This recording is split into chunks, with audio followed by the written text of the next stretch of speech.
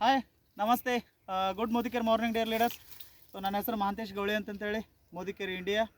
So ಕಳೆದ ಒಂದು 15 ದಿವಸ ಹಿಂದ್ಗಡೆ ಇವರಿಗೆ ಮೋದಿಕೇರ್ ಪ್ರಾಡಕ್ಟ್ಸ್ ಕೊಟ್ಟಿದ್ದೀವಿ. ಅಪ್ರಾಕ್ಸಿಮೇಟ್ 1 ಮಂತ್ ಕೊಟ್ಟಿದ್ದೀವಿ. ಅವರು ಡೋಸ್ ಸ್ಟಾರ್ಟ್ ಮಾಡಿದ್ದು ಒಂದು 15 ಡೇಸ್ ಆಯಿತು. ಸೊ ಅವರ ಫಾಲೋ ಅಪ್, ಅವರು ಹೊಡೆದಿದ್ದು ಹೊಡಿಲಾರ್ದು ಅವ್ರ ಬೆಳೆಗಳು ಹೆಂಗಾಗಿ ಅವು ನೋಡೋಕೆ ನಾವು ಬಂದಿದ್ದೀವಿ. ಸೊ ರೈತರು ಹೊಲದ ಓನರ್ನೂ ಅದಾರ ಆ್ಯಂಡ್ ಅವ್ರ ಆಳು ಮನುಷ್ಯರೂ ಅದಾರ. ಸೊ ಅವ್ರ ಮಾತುಗಳನ್ನು ಅವ್ರ ಬೆಳೆಗಳ ಬಗ್ಗೆದಾಗ ಆ್ಯಂಡ್ ಸಾವಯವ ಬಗ್ಗೆದಾಗ ಅವರು ಒಂದು ಒಪಿನಿಯನ್ ಏನು ಹೇಳ್ತಾರೆ ರೈತರಿಗೆ ಅಂತಂತ ಹೇಳಿ ಕೇಳೋಕೆ ನಾನು ಬಂದೀನಿ. ಆ್ಯಂಡ್ ಸೆಕೆಂಡ್ ಡೋಸ್ನು ಇತ್ತು. ಸೊ ಫಾಲೋ ಅಪ್ನೂ ಆಗ್ತದೆ ಅಂತೇಳಿ ನಾವು ಬಂದಾಗ ಅವ್ರನ್ನೂ ಸಿಕ್ಕಾರ. ಸೊ ಅವ್ರ ಒಂದು ಮಾತುಗಳನ್ನು ನಾನು ಕೇಳೋಕೆ ಇಷ್ಟಪಡ್ತೀನಿ. ಸರ್ ನಮಸ್ಕಾರ. ನಮಸ್ಕಾರ ಸರ್. ನಮಸ್ಕಾರ ಸರ್. ನಮಸ್ತೆ ಸರ್. ಸೊ ಹೆಂಗೆ ಅನ್ನಿಸ್ತದೆ ಹೊಲ ಮಾಡಿದವ್ರು ಯಾರು? ನಾನೇ. ನೀವು ಮಾಡಿರಿ. ಎಷ್ಟು ವರ್ಷ ಹಿಡಿದು ಮಾಡ್ಲಾಗತ್ರಿ ಇದು ಹೊಲ? ಸುಮಾರು 8-10 ವರ್ಷ ಆಯ್ತು. 8-10 ವರ್ಷ ಆಯಿತು. ಈ ಸರ್ತಿಗೆ ಸರ್ ಅವರು ಮುದುಕಿಯರು ನಿಮಗೆ ಅಡ್ವೈಸ್ ಮಾಡಿದ್ರು ಆ್ಯಸ್ ಅ ಓನರ್, ಕರೆಕ್ಟಾ? ಅವರಂತೂ ಹೊಲ್ದಾಗ ಬಂದು ಕೆಲಸ ಮಾಡಲ್ಲ, ನೀವು ಏನು ಮಾಡೋದು ನಿಮಗೆ ಅಡ್ವೈಸ್ ಮಾಡ್ಬೋದು. ಸೊ ಅವರು ಸಜೆಷನ್ ಡೈರೆಕ್ಟ್ ನಿಮಗೆ ಮೋದಿಕೆರೆ ಯೂಸ್ ಮಾಡಂತ ಹೇಳಿದ್ರು ಅಥವಾ ಏನು ನೀವು ಗೊಬ್ಬರ ತಂದು ಮೋದಿಕೆರೆ ಯೂಸ್ ಮಾಡಂತ ಹೇಳಿದ್ರಿ? ಇಲ್ಲ ಸರ್, ನಾವು ರಸಗೊಬ್ಬರ ಮಾಡಮ್ರಿ, ಮೋದಿಕೇರ್ ಬೇಡ ಅಂತ ಹೇಳಿದ್ ನಾವೇ ಸರ್. ನೀವೇ ಬೇಡ ಅಂತ ಹೇಳಿ ಮೋದಿಕೆರೆ ಬೇಡ ಅಂತ ಹೇಳಿ ಏನಂದ್ರಿ, ಇಲ್ಲಪ್ಪ ಒಂದ್ಸಲ ಟ್ರೈ ಮಾಡಿ ನೋಡೋಣ, ಕಡಿಮೆ ಖರ್ಚದಂದ್ರೆ ಟ್ರೈ ಮಾಡಿ ನೋಡೋಕೆ ಏನಾಗ್ತದೆ ಅಂತಂದ್ರೆ ಯಾಕೆ ಹೇಳಿದ್ರಿ ಬಾಬತ್ ಹೇಳಿದ್ರಿ. ತಂದು ಭೀ ಕೊಟ್ಟರಿ. ಕೊಟ್ಟ ಮ್ಯಾಗ ಇದಕ್ಕೊಂದು ಈಗ 10-15 ದಿವಸ ಆಯ್ತು ಮಾಡಿ ನೋಡಿದ್ರಿ. 11 ದಿವಸ ಆಯ್ತು ಇವತ್ತಿಗ್ರಿ ಮಾಡಿ ನೋಡಿದವ್ರಿ. ಸ್ವಲ್ಪ ರಿಸಲ್ಟ್ ಅನ್ಸುತ್ತೆ. ನಿಮಗೆ ಯಾವ ರೀತಿ ಡಿಫ್ರೆನ್ಸ್ ಅನಿಸ್ತು? ಯಾವ ರೀತಿಯಪ್ಪ ಅಂತಂದ್ರೆ ಇಲ್ಲೇ 9 ಎಕರೆ ಮಾಡೀನಿ ಸರ್ ಬಾಬೋರ್ದೆ ರೀ. 9 ಎಕರೆ ಇವ್ರದೇ ಪ್ಲಾಟ್ ಇವ್ರದೇ ಮಾಡಿದವ್ರಿ.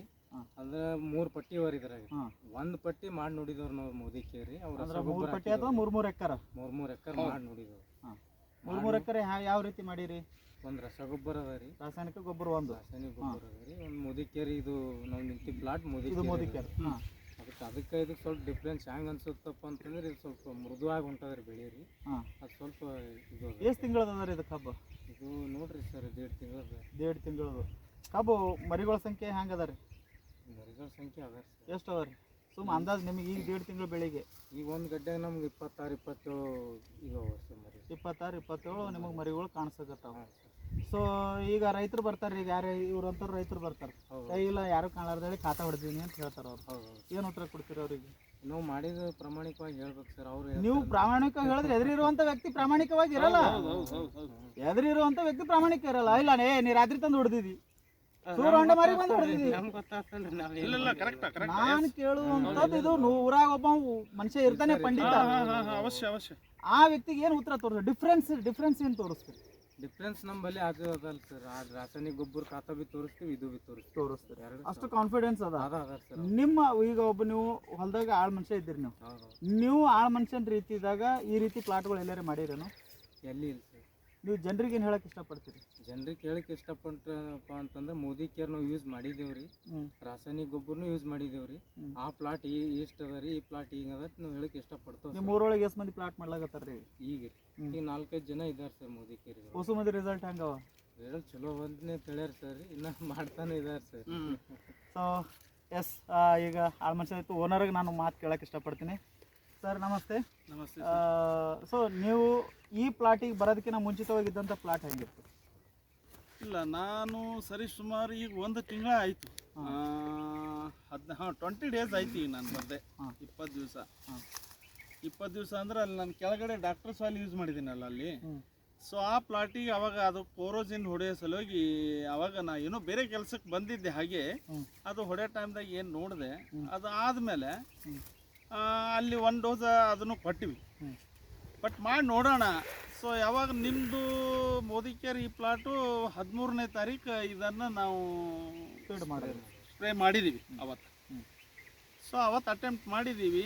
ಸೊ ಅದಾದಮೇಲೆ ನಾನು ಹಾಗೆ ಕೇಳ್ತಾ ಬಂದೆ ನಾನು ಮನುಷ್ಯನಿಗೆ, ಹೇಗೆ ಅನ್ನಿಸ್ತದೆ, ಏನು ಸುದ್ದಿ ಅಂತ. ಬಟ್ ಈ ನಮ್ಮ ಮನುಷ್ಯ ನಮ್ಮ ಚೇಂಜ್ ಏನು ಅನಿಸೋಲ್ರಿ ಬಾಬಾ, ನಾವು ಇಲ್ಲೇ ಇರ್ತೀವಿ, ಇನ್ನೂ ಗುರ್ತಾಗಲ್ರಿ ಒಂದು 10 ದಿವಸ ಅಂತ. ಬಟ್ ಅಫ್ಕೋರ್ಸ್ ನಾನು ಆವಾಗ ಬಂದಾಗ ಬೆಳಿಗ್ಗೆ ಈಗ ಬಂದಾಗ ಬೆಳಿಗ್ಗೆ ನಾನು ನೋಡೋದ್ರದಾಗಂತೂ ವ್ಯತ್ಯಾಸ ತುಂಬಾ ವ್ಯತ್ಯಾಸ. ಹೈಟ್ ಆಗಲಿ ಇದು ಆಗಲಿ, ಆವಾಗ ಬಂದಾಗ ಏನು ಹೈಟ್ ಇತ್ತು, ಈಗ ಬಂದಾಗ ಯಾವ ಲೆವೆಲ್ ಗ್ರೋತ್ ಇದೆ ಅಂಬುದ್ರ ಬಗ್ಗೆ ಸೊ ನನಗೊಂಥರ ಖುಷಿ ಅನಿಸೋದು, ಇಲ್ಲಂತಿಲ್ಲ, ಇಟ್ ವಿಲ್ ಹ್ಯಾಪನ್. ರಿಸಲ್ಟ್ ಮಾತ್ರ ಅನಿಸ್ತಾ ಇದೆ.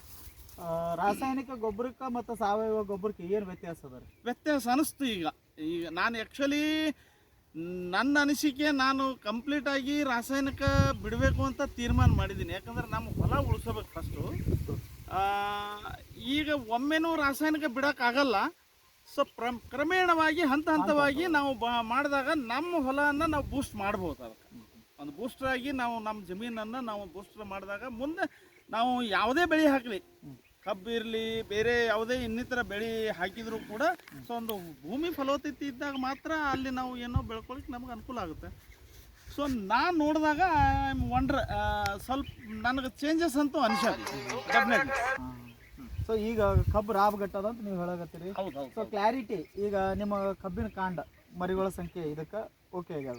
ಬಟ್ ಇದೇ ಪ್ಲಾಂಟೇಶನ್ದಾಗ ರಾಸಾಯನಿಕ ಗೊಬ್ಬರದಾಗ ಈ ರೀತಿ ಪ್ಲಾಂಟೇಶನ್ಗಳು ಕಂಡಾವೇನ್ರಿ ನಿಮ್ಗೆ? ಇಲ್ಲ ನೀವು ಕಂಡಂಥದ್ರದಾಗ ಈ ರೀತಿ ಇಲ್ಲ. Growth promoter. ಈಗ ಗ್ರೋತ್ ಪ್ರಮೋಟರ್ ಅಂದ್ರೆ ಈಗ ಅಲ್ಲಿ ಕೆಳಗಡೆನೂ ನಾವು ನೋಡಿದೀವಿ, ಅಲ್ಲಿ ರಾಸಾಯನಿಕ ಹಾಕಿದೀವಿ, ಅಲ್ಲಿ ಒಂದು 15 ಚೀಲ, ಇಲ್ಲಿ ಮೇಲ್ಗಡೆನೂ ಒಂದು 15 ಚೀಲ ಹಾಕಿದ್ದೀವಿ ಅಲ್ಲಿ. ಸೊ ಆ ಬೆಳೆಗೆ ಈ ಬೆಳೆಗೆ ನೋಡಿದಾಗ ಭಾಳಷ್ಟು ವ್ಯತ್ಯಾಸ ಅನ್ನಿಸ್ತದೆ, ಭಾಳಷ್ಟು ವ್ಯತ್ಯಾಸ ಅನ್ನಿಸ್ತದೆ. ಅಲ್ಲಿ ಅಷ್ಟು ದುಡ್ಡು ಹಾಕಿದೀವಿ ನಾವು, ಇಲ್ಲಿ ಅಷ್ಟು ದುಡ್ಡು ಹಾಕಿಲ್ಲ. ಇಲ್ಲಿ ಎಷ್ಟು ಖರ್ಚು ಮಾಡಿರಿ? ಇಲ್ಲಿ ನಾನು ಮಾಡಿದ್ದೆ 3035 ರೂಪಾಯಿ ಏನೋ ಮಾಡಿದ್ದೀನಿ. ನಿಮಗೆ ಫೋನ್ಪೇ ಮಾಡಿದ್ದೀನಲ್ಲ ಅವಾಗ. ಹಾಂ, ಅದು ಬಿಟ್ಟರೆ ಮತ್ತೇನೂ ಇಲ್ಲ. ಈಗ ಅದೇ ನಾವು ಈಗ ಇದಷ್ಟು ಒಂದು ಇದು ಆಗಿದೆ, ಕಸ ಬಂದಿದೆ, ಅದಷ್ಟು ಸದಿ ತೆಗೆದ ಮೇಲೆ ಇನ್ನೊಂದು ಡೋಸ್ ಕೊಟ್ಟ ಮೇಲೆ ಆಮೇಲೆ ಇದನ್ನು ಮಾಡೋಣ ಅಂತ ಅಂದ್ಕೊಂಡಿವಿ. ಬಟ್ ಈಗ ಅದು ಗೋಧಿಗೆ ಹಾಕಬೇಕಂತ, ಅದು ಮತ್ತೆ ಮುರಿತು ಅಂತ ದೊಡ್ಡದಾದ್ಮೇಲೆ. ಸೊ ಈಗ ಏನಪ್ಪ ಅಂತಂದ್ರೆ ನಾವು ಇನ್ನೊಂದು ಸಲ ಡೋಸ್ ಕೊಟ್ಟು ಅದಕ್ಕೆ ಗೋಧಿ ಏರಿಸಿ ರೈತರಿಗೆ ಏನು ಅಡ್ವೈಸ್ ಮಾಡ್ತೀರಿ ಸರ್? ಸ್ಟೇಟ್ ಲೆವೆಲ್ ಅಂತ ಹೇಳಬೇಕಾದ್ರೆ ನನ್ನ ಒಪಿನಿಯನ್ ಪ್ರಕಾರ ರಾಸಾಯನಿಕ ಮಾಡಬೇಡ ಅಂತಲ್ಲ, ಹಂತ ಹಂತವಾಗಿ ಕಡಿಮೆ ಮಾಡಿರಿ ರೈತರಿಗೆ ನಾನು ಹೇಳೋದು. ಸೊ ಯಾವುದೇ ಇವತ್ತು ನಾವು ಮೋದಿ ಕೇರ್ ಮಾಡೀವಿ, ನಾವು ಸಕ್ಸಸ್ ಆಗೀವಿ ಅಂತಲ್ಲ. ಸೊ ನೀವು ಕೂಡ ಒಂದು ಸಲ ಮೋದಿ ಕೇರನ್ನು ಯೂಸ್ ಮಾಡಿರಿ, ಅದ್ರ ರಿಸಲ್ಟ್ ನೋಡಿರಿ, 4 ಜನ ರೈತರಿಗೆ ಹೇಳ್ರಿ. ಎಲ್ಲ ರೈತರಿಗೆ ಒಳ್ಳೇದಾಗಬೇಕು, ಕಡಿಮೆ ಖರ್ಚು. ನಾವು ಇವತ್ತು 1 ಎಕರೆಗೆ 10,000 20,000 ನಾವು ರಾಸಾಯನಿಕ ಹಾಕಿ ಅದು ಬೆಳೆಯೋದು 30 ಟನ್ ಮಾತ್ರ, 25 ಟನ್. ನಾವು ಅದನ್ನೇ ಕಡಿಮೆ ಖರ್ಚು ಮಾಡಿ ನಾವು ಅಷ್ಟೇ ಬೆಳೆದ್ರೂ ನಮಗೆ ಲಾಭನೇ. ಅದು ನಮಗೆ ಇಳುವರಿ ನಾವು ಈ ವರ್ಷ ಬಂದ ಮೇಲೆ ನಮಗೆ ಅನುಭವ ಆಗುತ್ತದೆ. ಏನು ಇಳುವರಿ ಬರುತ್ತೋ ಎಷ್ಟು ಬರುತ್ತಂತ ಅದನ್ನು ನೋಡಿದ ಮೇಲೆ ನಮಗೆ ಅನುಭವ ಆಗೋದು. ಬಟ್ ಲಕ್ಷಣ ನೋಡಿದ್ರೆ ಮಾತ್ರ ಈಗಂತೂ ಒಳ್ಳೆ ಲಕ್ಷಣ ಇದೆ ಕಬ್ಬಿಗೆ, ಅದ್ರ ಬಗ್ಗೆ ಏನು ಎರಡೇ ಮಾತಿಲ್ಲ. ಸೊ ರೈತರಿಗೆ ನಾನು ಹೇಳೋದಿಷ್ಟೇ, ಎಲ್ಲ ರೈತರು ರಾಸಾಯನಿಕವನ್ನು ಕ್ರಮೇಣವಾಗಿ ಕಡಿಮೆ ಮಾಡಿ ನಿಮ್ಮ ಜಮೀನನ್ನು ಉಳಿಸ್ಕೊಂಡು ಸಾವಯವ ಕೃಷಿಯಲ್ಲಿ ತೊಡಗಬೇಕು ಅಂತ ಹೇಳೋದಷ್ಟೇ ನನ್ನ ಕೆಲಸ. So thank you so much sir, super. So ನಿಮ್ಮ ಒಂದು ಎಕ್ಸ್ಪೀರಿಯನ್ಸನ್ನು ಶೇರ್ ಮಾಡಿದ್ರಿ. ಎಸ್ ಡಿಯರ್ ಲೀಡರ್ಸ್, ಸೊ ಇದನ್ನು ಯಾರು ನೋಡ್ಲಾಗತ್ತೀರಿ, ಸಮಸ್ತ ಕರ್ನಾಟಕದ ಜನತೆಗೆ ನಾವು ಹೇಳೋದು ಒಂದೇ, ಸಾವಯವ ಕೃಷಿ ಪದ್ಧತಿಯನ್ನು ಆದಷ್ಟು ಮಟ್ಟಿಗೆ ಅಳವಡಿಸ್ಕೊಳ್ರಿ. ನೀವು ಯಾವುದಾದ್ರೂ ಸಾವಯವ ಕೃಷಿ ಪದ್ಧತಿ ಮಾಡಿರಿ, ಒಂದು ನಾವು ಮೋದಿ ಕೇರೇ ಮಾಡಿರಿ ಅಂತ ನಾವು ಅನ್ನಂಗಿಲ್ಲ, ಯಾವುದಾದ್ರೂ ಸಾವಯವ ಕೃಷಿ ಮಾಡಿರಿ, ತಿಪ್ಪೆ ಗೊಬ್ಬರ ಬಳಸ್ರಿ. ಸೊ ಅದರ್ವೈಸ್ 100 ಕಂಪನಿಗಳು ಬಂದಾವೆ, but best of the best ಅದರೊಳಗೆ ಟಾಪ್ 1 ಇದ್ದಂಥದ್ದು ಮೋದಿ ಕೇರ್. ಸೊ ಆದಷ್ಟು ಮಟ್ಟಿಗೆ ಸಾವಯವ ಕೃಷಿ ಬಳಸೋದ್ರಲ್ಲಿಂದ ಮೊದಲನೇದಾಗಿ ಫಸ್ಟ್ ಫ್ರೀಕ್ವೆನ್ಸಿ ನಿಮ್ಮ ಭೂಮಿಗೆ ಕೊಡ್ರಿ ಸರ್, ಬೆಳೆಗಳಿಗೆಲ್ಲ. ನೀವು ಎಷ್ಟು ಬೆಳೆಗಳಿಗೆ ಬೆಳೆ ಬರಲಿ ಅಂತ ನೀವು ಎಷ್ಟು ರಾಸಾಯನಿಕ ಗೊಬ್ಬರಗಳು ಭೂಮಿಗೆ ದಬ್ತೀರಿ, ಅಷ್ಟು ನಿಮ್ಮ ಬೆಳೆಗಳನ್ನು ಜೊತೆಗೆ ಭೂಮಿನೂ ಹಾಳು ಮಾಡ್ಕೊಳಗತ್ತೀರಿ. ಆದಷ್ಟು ಮಟ್ಟಿಗೆ ನೀವು ಭೂಮಿಗೆ ತಾಕತ್ತು ಕೊಟ್ರಪ್ಪ ಅಂತಂದ್ರೆ, ಭೂಮಿ ರೆಡಿ ಇತ್ತಪ್ಪ ಅಂದ್ರೆ ನೀವು ವಿತಿನ್ 24 hours ನೀವು ಏನು ಮಿರಾಕಲ್ ಕ್ರಿಯೇಟ್ ಮಾಡ್ಬೋದು. ಸೊ ಆದಷ್ಟು ಮಟ್ಟಿಗೆ ನಾವು ಹೇಳೋದು ಒಂದೇ, ಸಾವಯವ ಕೃಷಿ ಕಡೆ ಹೆಚ್ಚಿನ ಗಮನವನ್ನು ಕೊಡ್ರಿ. ಸೊ ರೈತರಾದಂಥವ್ರು ಅವರವರ ಎಕ್ಸ್ಪೀರಿಯನ್ಸನ್ನು ಶೇರ್ ಮಾಡ್ಲಾಗತ್ತಾರೆ. ಯಾಕಪ್ಪ, ಒಬ್ಬ ರೈತ ಯಾರೂ ಸುಳ್ಳು ಹೇಳಂಗಿಲ್ಲ. ಸೊ ಇರುವಂಥ ಸತ್ಯವನ್ನು ಆ ರೈತರು ಹೊಲದ ಓನರ್ ಅವರ ಫೀಡ್ಬ್ಯಾಕನ್ನು ಕ್ಲಿಯರಾಗಿ ಹೇಳ್ಯಾರ. ನಾನು ಹೇಳೋದಂಥದ್ದು ಏನೂ ಇಲ್ಲ, ಈಗ ಕ್ಲಿಯರಾಗಿ ಅವರೇ ರಾಸಾಯನಿಕ ಬಗ್ಗೆದಾಗ ಅವರು ತಿಳಿಸ್ಕೊಟ್ರ. ಸೊ ಇದನ್ನೆಲ್ಲ ಯಾರೇ ನೋಡಲಿ, ಸೊ ಆದಷ್ಟು ಮಟ್ಟಿಗೆ ಜನರಿಗೆ ರೀಚ್ ಮಾಡಿಸ್ರಿ, ಸಾವಯವ ಕೃಷಿ ಕಡೆ ಹೆಚ್ಚಿನ ಒಲವನ್ನು ತೋರಿಸ್ರಿ ಅಂತ ಹೇಳಕ್ಕೆ ಇಷ್ಟಪಡ್ತೀನಿ. So thank you sir, thank you, ಧನ್ಯವಾದಗಳು ಸರ್.